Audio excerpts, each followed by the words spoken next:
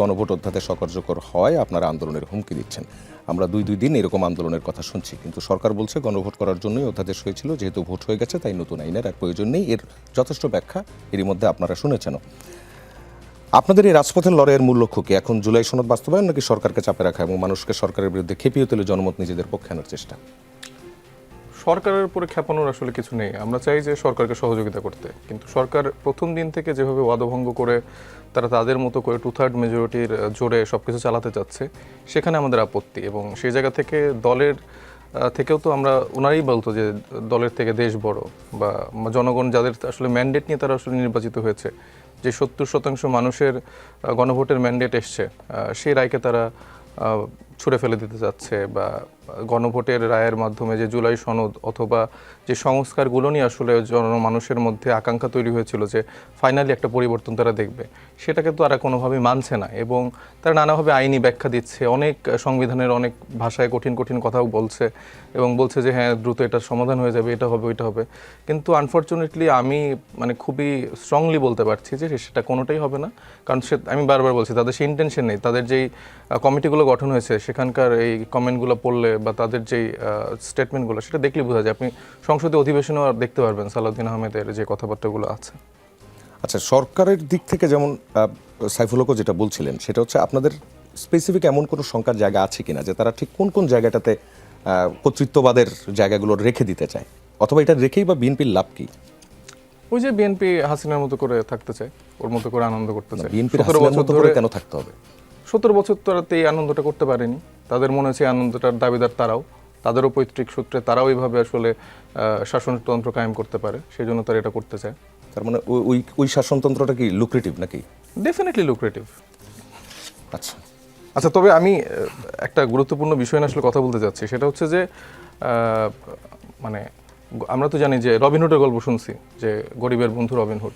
তা আমার এখন কাছে মনে হচ্ছে নতুন করে যে আসলে ঋণখেলাপি, তারপরে ধনকুবের যারা আসলে জনগণের টাকা মেরে খায়, এদের বন্ধু হয়ে গেছে বিএনপি, এবং তাদেরকে আসলে রবিনহুড নাম দেওয়া যেতে পারে। এখন সেটা কি আসলে বিএনপি হয়েছে নাকি আসলে পার্টিকুলার সালাউদ্দিন ভাই হয়েছে?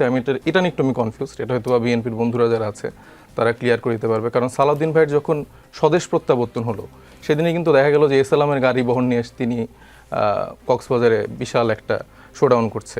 পরে আবার দেখলাম যে দল থেকে বহিষ্কার করা হয়েছে। তো তারপরের যদি আপনি জার্নিগুলো দেখেন স্টেপ বাই স্টেপ, তো আমরা জানি যে এসএলএম গ্রুপের হচ্ছে যে বাংলাদেশ ব্যাংক থেকে বা তাদের যে কর্তৃত্বের যে 4টি ব্যাংক ছিল, সেখান থেকে কত হাজার কোটি টাকা দখল করে নিয়ে গেছে, সম্ভবত 95,000 কোটি টাকা। তো এই লুটপাটের পরেও তার সাথে একটা ইন্টারকানেকশন না থাকলে তাদের গাড়ি নিয়ে সে কীভাবে আসে? পরবর্তীতে যখন আসে তখন বাংলাদেশ ব্যাংকের যে গভর্নর এবং ইন্টারিম যে গভর্নমেন্ট ছিল, তারা কিন্তু খুবই স্ট্রংলি ফাংশন করার জন্য খুবই স্ট্রং কিছু অধ্যাদেশ তারা সেখানে গঠন করে। Specially Bangladesh bank bank resolution আইন, যেটা 2025, তার মাধ্যমে এসএলএমের 35,000 কোটি টাকা সম্ভবত ফিরিয়ে আনতে পারে, এবং এই ব্যাংকগুলোকে একীভূতকরণ করে একটা শক্তিশালীভাবে গঠন করার তার প্রচেষ্টা কিন্তু চালিয়ে যাচ্ছিল।